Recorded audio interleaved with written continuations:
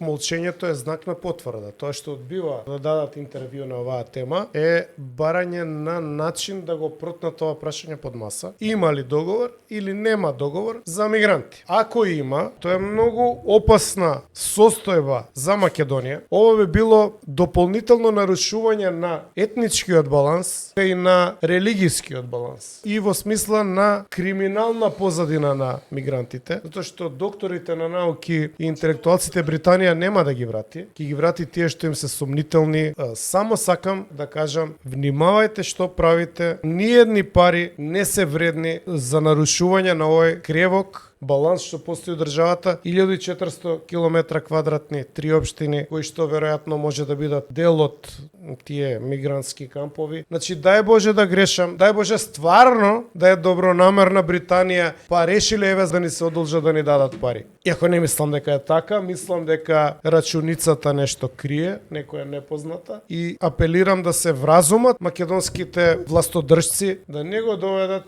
во прашање опстанокот на македонците во оваа држава, која што сега нели они ја поддржуваат како Северна Македонија.